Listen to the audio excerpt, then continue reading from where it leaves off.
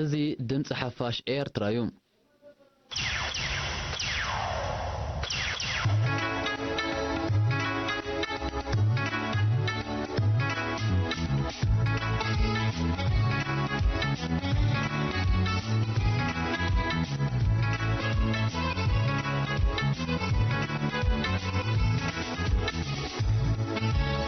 سلام زي خبركم سمعتنا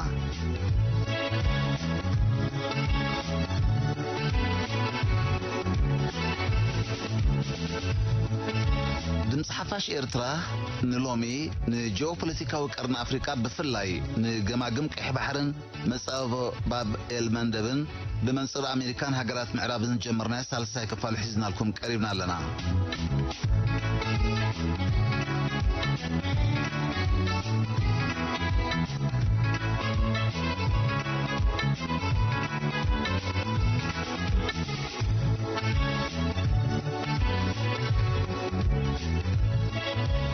خبركم سمعتنا بدرجة عالم اثن ثلاثة جيوبوليتيكاوي أقداسنة زلون بوثثات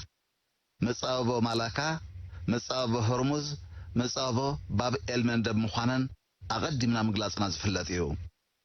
اثي بقدامنا استسرعي مصابو مالاكا نهندا وقيانوسن سلما وقيانوسن زرخب كوينو نسماترا ماليزيان تايلاند نوسكا نحيالو دسيتات زتأساسريو اثي اكبابي 650 تربيع كيلومتر صفحات زشفن كوينو 800 كيلومتر نوحاتي ونن ستريت اوف مالاكا مالت مصابو مالاكا ناي منقرقل قلص زلو خوينو اثي قفيح اب سميناو كفال كوينو 250 كيلومتر اب تصبب خفلي بشنخ دوب 65 كيلومتر يبصح اب عمقتون تماسسالي فليات اللو كاب 37 متر كساب 200 متر يزرقح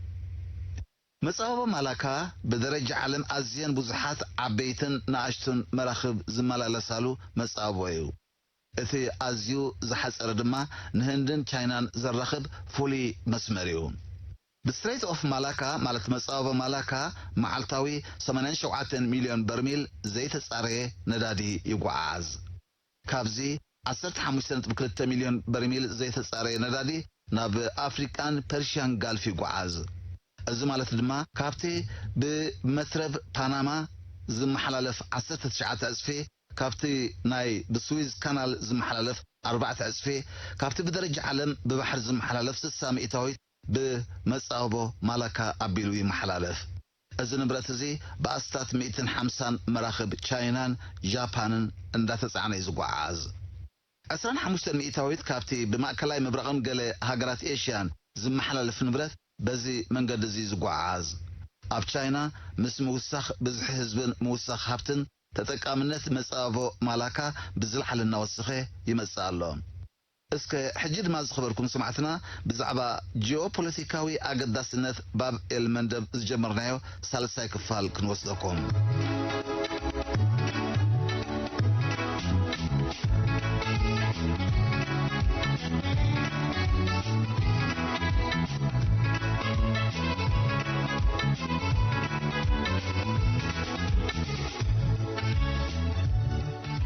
كمتي بتخطط زغلصنايو امريكا اب جماجم قيح بحري يكون اب مصاب باب المندب نجيوبوليتيكاو ربحتاتا كارتنت فلو كبابي 8 عامات حليف اللهم اذا هاجر زيا اب غزي هايل سلاسي جميرا زكايدتو وديتاوي تنكل نحزب ايرتران ايثيوبيان نا معلب زي بلو كينات زمرح منبارو كساب ممسا سرعه درج زطفه هيوتن هابتن تهاجر كساب زسعت زيا بسلو كامريت ايثيوبيا ايطفئن أتعزيو زحزن نهايل سلاسة علي سلطان شبت سرعة درج نحلف بوليتيكا وكونتات إثيوبيا كي جمعيو نتي كوينات كاسيلو كاب أمريكا نبحر السوفيت بمقعز نهزب إرترا نمد مساسي تقوايو أتي نجماجم كيح بحرن باب المندبن نمقصر بأمريكا استمسرت حيل بحري حيل أير أجار سراويتن كالن كابناي أمريكا براند نابناي السوفيتي تلويتو ولاتي قبل الإيرترا زفصم زنبره الكيت كي ترفه ملكو غيرو حزباو جنبر حرنة إيرترا ነቲ ኩነት ኣቐዲሙ ስለ ዝተገንዘቦ ድማ እዩ ስትራቴጂካዊ ምዝላቕ ብምግባር ብዝተናውሖ ኩናት ንስርዓት ደርግ ኣንበርኪኹ ብ1991 ናጽነቱ ዝጨበጠ ካብ 1991 ንድሓር ክሳብ ሕጂ ዘላ ኢትዮጵያ ዳግማይ ካብ ኣርባዕታት ጀሚሩ ክሳብ መውዳቕ ስርዓት ሃይለ ስላሴ ቀንዲ ተዋሳኢ ገባርን ሓዳግን ናብ ዝነበረ ኣሜሪካ እዩ ተመሊሱ ኣሜሪካ ነቲ ብሃንቀውታት ክከታተሎ ዝነበረት ገማግም ቀይሕ ባሕርን ባብኤል መንደብን ብመንገዲ ጃንዳ ወያነ ኣብ ቁፅፅራ ንምእታው ክትሰርሕ ጸኒሓ ምስጢር ዓወት ህዝባዊ ግንባር ምስጢር ዓወት ህዝቢ ኤርትራ ድማ ንድጉል ሕልምታት ኣሜሪካን ምዕራባውያንን ከም ኣሰር ኣጻብዕቱ ብዝግባእ ብምፍላጥን ብምትንታንን ዝግባእ ስጉምቲ ብምውሳድ ተመኪቱ ካብ ምዝዛም ካልኣይ ኩናት ዓለም ጀሚሩ ኤርትራውያን ነቶም ብጀካና መንከማና እንዝብሉ ኣይተንበርክኹን ድሕሪ ምዝዛም ካልኣይ ኩናት ዓለም ኣሜሪካ ንዘገድሳ ጂኦፖለቲካዊ ገማግም ቀይሕ ባሕርን ባብኤል መንደብን ንምቁፅጻር ሓደ ኤርትራ ብዝሒ ህዝባ ካብ ኢትዮጵያ ኣዝያ ስለትውሕድ ነዚ ብልጫ እዚ ፈታዊትና ኢትዮጵያ ተጠቒምና ኤርትራ ትበሃል ሃገር ትኹን ኤርትራዊ ዝበሃል ዜጋ ከይህሉ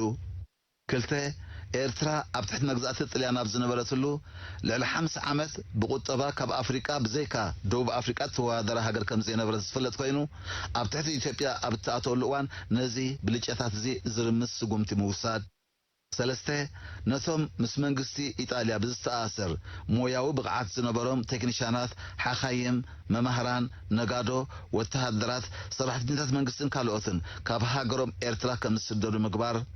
ኣርባዕተ ነቲ ኤርትራ ንምዕናው ብእንግሊዝ ዝውሰድ ዝነበረ ኣዕናው ስጉምቲ ምድጋፍ ኣንጻሩን ዝለዓሉ ይኹኑ ሓሳባት ክህቡን ዝትብገሱ ምቁዋምን ምጭርጋፍን ሓሙሽተ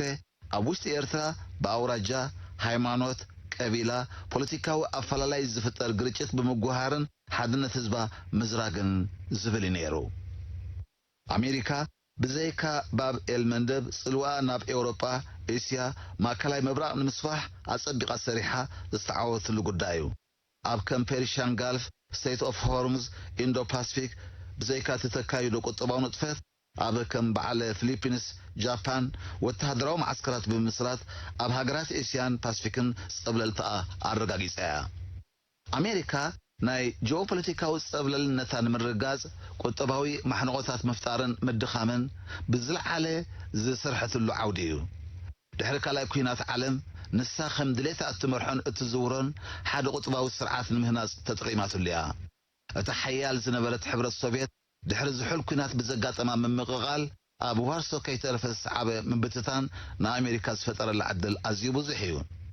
እተን ኣብ ትሕቲ ሕብረት ሶቪየት ዝነበራ ሃገራት ኣብቲ ብሕብረት ሃገራት ኤውሮጳ ዝተመሰረተ ውድብ ክጽምበራን ኣባላት ኔቶ ንምዃን ብዝተገብረለን ጎስጓስን እንሆ እዚ ሎሚ ኣብ መንጎ ሩስያን ዩክሬንን እንሰምዖ ዘለና ናቱ ውፅኢት እዩ ነተን ብጎልደንስታን ዝፍለጣ ሃገራት ቨርጂኒያ ኣርማንያ ዩክሬን ካልኦት ወሲኽካ መሳርሒ ሃገራት ምዕራብ ኣሜሪካን ብምዃን ዝሰርሓ ዘለዋ ሃገራት እየን ሎሚ ኣሜሪካ ብመንገዲ ዩክሬን ትገብሮ ዘላ ምትእታው ነቲ ክሳብ ገማግም ጸሊም ባሕሪ ዘሎ ቦታታት ኣብ ምልክት ሕቶ ዘእተወ ኮይኑ ኣሎ ኣሜሪካ ነዚ ኩነታት ዝተጠቒማ ንዓለምና ናብ ሓዲስ ስርዓተ ምሕደራ ንምቕያር እያ ተጓይያ ዝሞተ ሰብ ሞይቱ ዝጠፍአ ንብረት ጠፊኡ ንሳቶም ዝደልይዎ ጂኦፖለቲካዊ ረብሓ ብኸመይ ይረጋግጹ ጥራዩ ሕልሞም ኣሜሪካ ኣብ ገማግም ቀይሕ ባሕሪ ይኹን ባብኤል መንደብ ትኽተሎ ዝነበረትን ዘላን ኣካይዳ ካብዚ ናይ ኤውሮጳ ዝተፈልየ ነበረን ኢትዮጵያ ማእከል ስሕበት ቀርኒ ኣፍሪቃ ምእንቲ ክትከውን ንህዝቢ ኤርትራ ኣብ ባርነት ክትሸምም እያ ኣጥቢቓ ሰሪሓትሉ እቲ ኣዝዩ ዝሕዝን እቶም በብእዋኑ ዝንቀሳቐሱ ስርዓታት ኢትዮጵያ ብጀካቲ ካብ ኣሜሪካ ዝወሃቦም ትካቦ ካልእ ስለ ዘየገድሶም ካብ ኣርባዕታት ጀሚሩ ክሳብዛ ሰዓት እዚኣ ኢትዮጵያ ትኸፍሎ ዘላ ዋጋ ህይወት ክንደይ በፂሕሎ ኣድዩ ተቑፀሮ ተባሂሉ ጥራይ ክሕለፍ ዘለዎ ድሕሪ ናጽነት መላእ ኤርትራውን ኣሜሪካ ንመርገፂ መንግስቲ ኤርትራ ብዝግባእ ኣንቢባን ተረዲኣን ካብ ምኻድ ሓሊፋ ናጽነት ኤርትራ ንምድዋንን ናብ ዘይተደለየ ርሕቀትን እያ ተጓዒዛ ኣብ ኤርትራ ንሳት ዝውሮ ብኣምቡላንስ ስርዓት ንምትካል እንታይ ዘይገበረት ንኤርትራ ካብ 1998 ጀሚሩ ኣብ ምውንጃላን መኽሳሳን እያ ተጸሚዳ ትርከብ ዘላ ጃንዳ ወያነ መተግበሪ ዕላማታት ኣሜሪካ ብምዃን ብተደጋጋሚ ኣብ ልዕሊ ኤርትራ ኩናት ኣካይዱ ህዝቢ ኤርትራ ሓድነቱ ተዘሪጉ ሰላሙ ሲኢኑ ቀጻሊ ህይወቱ ብኽሊ ዝተጎልበበ ንምግባሩ ምስ ኣሜሪካን ሃገራት ምዕራብን ብምዃን ሰሪሕሉ እዩ ከምቲ ሃይለ ስላሴ ኤርትራ መሬት ኣንበር ህዝባ ኣየድለናን ዝበሎ ጃንዳ ወያነ እውን ንጎይተቱ ኣሚኑ ኣብ ልዕሊ ህዝቢ ኤርትራ ሚሳይላት ወንጭፉ ብተደጋጋሚ እገዳታት ከም ዝውሰን ብምግባር ንህዝቢ ኤርትራ ካብ ዓለም ንምንጻል በጥሜትን ካልእ ማሕበራዊ ጸገማትን ከም ዝሳቐ ንምግባር ኣፍ ደገታት ባይተ ጸጥታ ውድብ ሕብራት ሃገራት ኣፍ ደገ ኮሚሽን ሰብኣዊ መሰላት ውድብ ሕብራት ሃገራት ኣፍ ደገ ፓርላማ ኤውሮጳዊ ሕብረት ኣፍ ደገ ሕብረት ኤውሮጳ ኢጋድን ካልኦትን ምኹሕኳሕ ኣዝዩ ነውራም ተግባራት ፈጺሙ እዩ እዚ እውን ዘምጻሉ ምቅያራት ወይ ለውጢ ኣይነበረን መንግስቲ ኤርትራ ኣብ ምኽባር ልኡላውነቱ መሰል ከም ዘይብሉ መንእሰያት ብመንገዲ ሃገራዊ ኣገልግሎት ሃገሮም ንምክልኻል ይኹን ኤርትራ ካብ ጽግዕተኛነት ናጻ ኮይና ብቁጠባ ነፍሳ ንምኽኣል ትገብሮ ጻዕሪ እንዳናኣስካ ነቲ ህዝቢ ኤርትራ ኣሚኑ ዝተቐበሎ ወፍሪ ባርነት ብዝብል መሰይጠን ሓረግ ኣጠሚቖም መንእሰይ ሃገሩ ጠንጢኑ ናብ ስደት ከምርሕ ክንደይ ዘመናዊ መጠበሪ ህያባት ዘየቕረቡ ኣብ ትግራይ ዝተመሰረታ መደበር ስደተኛታት በመንግስት ኣሜሪካን ኤርትራውያን ብፍሉይነት ዝተዋሃበ ካብ ህዝብኻን መሬትካን ዝንጽል ዕድል ቪዛን ዲቭን ምጥቃስ ይከኣል እዩ ኣሜሪካ ሕብረት ኤውሮጳን ሕብረት ኣፍሪቃን ተጠበቕቲ ሰላም ብምምሳል ነቲ ኣብ 2000 ኣብ ኣልጀርስ ዝተፈረመ ውዕል ሰላም ብዝተፈላለየ ሜላ ኣብ ምብርዓኑ መወዳደርቲ ኣልቦ ስራሕ ፈጺሞም እዮም ነቲ ዘይቅየር ዘይልወጥ ኣሳርን ቀያድን ብይን ኮሚሽን ዶብ ጃንዳ ወያነ ብዝቐረቦ ምዉት ምኽንያታት ኣፍሪስካ እቲ ከባቢ ብስነ ሰላም እንሆ ይሕመስ ኣሎ ኣሜሪካ ነዝን ምግባር ንዋንነት ገማግም ቀይሕ ባሕርን ጂኦፖለቲካዊ ረብሓ ባብ ኤልመንደብን መቆጻር ስለ ዝኾነ ድጉል ኣጀንዳ ክድቅስ ይትረፍ ፍጹም ንኻሊት እውን ክተኸስ ኣይተረኣየን ዝኸበርኩም ሰማዕትና እስኪ ታሪክ ዘን ቀጺልና እንዝረዝረን ሃገራት ንከታተል ሓደ ሊብያ እንታይ ኮይና ስለምንታይ ናይዚ ኩሉ ኣብ ሊብያ ዘጋጠመ ሓደጋ ምብትታን ተሓታቲ መን እዩ ክልተ ኢራቅ ከመይ ኣላ ስለምንታይ ኣብ ከም ዝኣመሰለ ሕንፍሽፍሽ ዝበልኦ ኩነታት ህላው ይትርከብ ናይዚ ኩሉ ዘጋጠመ ስቃይ ተሓታቲ መን እዩ ሰለስተ ሶርያ ኣብ ከመይ ዝኣመሰለ ኩነታት ወዲቓ ኣላ እታ ኣብ ዓለምና ዝሓየለት ዝሃብተመት ዝማዕበለት ሃገረ ሶርያ መወዳእታ ከምዚ ምዃኑ ንናይ መን ጂኦፖለቲካዊ ረብሓ ኣርባዕተ ሶማል እንታይ ኣጋጢመዋ ስለምንታይ ተኸፋፊላ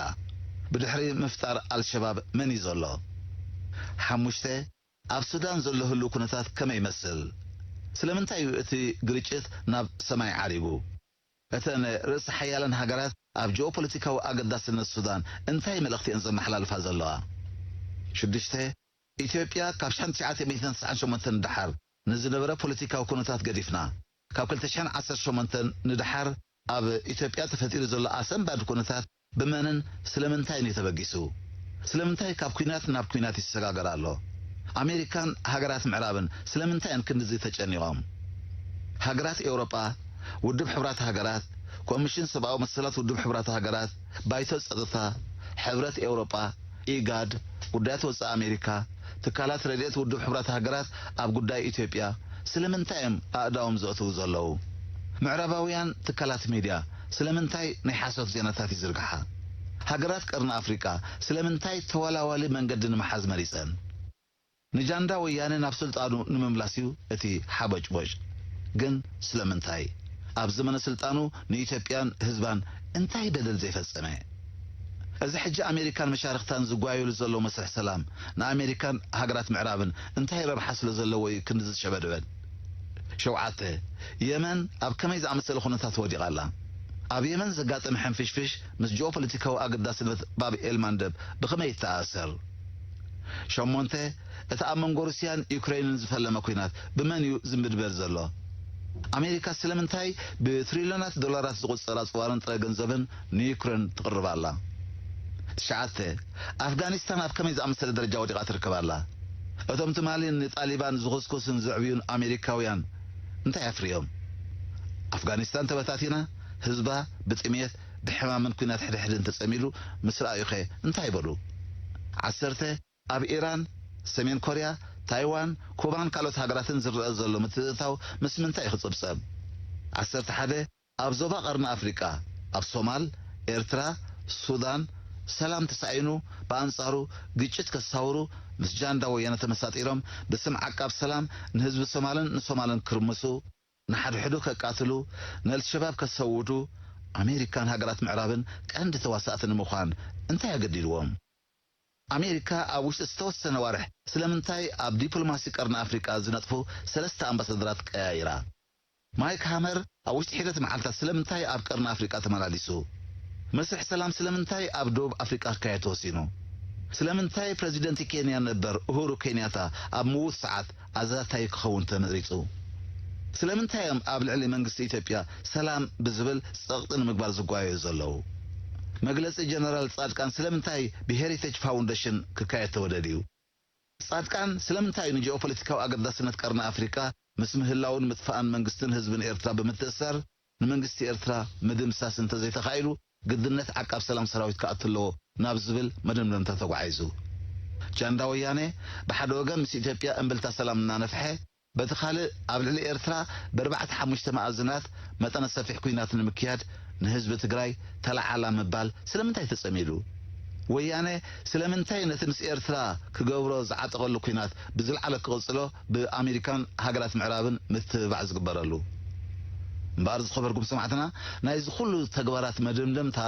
ካብቲ አሜሪካ ኣብ መላእ ዓለም ዝሓየለት ዝበለጸት ዝተመርጸት ካብተን ካልኦት መዛናኣ ድሌታ ካብ ምስጻም ዝዓግታ ሓይሊ ከምዘየለ ንምርኣይ ተጥቀመሉ ሜላ ምዃኑ ከይተጻሕፈ ዝተነበ ዛንታ ጂኦፖለቲካዊ ጥሙሕነት ዘበገሶ ትዕቢታዊ ስጉምቲ እዩ።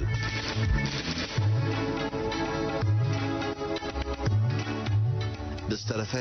መቐጸልቱ ኣብ ዝቕጽል መዓልታት ሒዝና ክንቀርብ ኢና። ስለምክትታልኩም ነመስገን።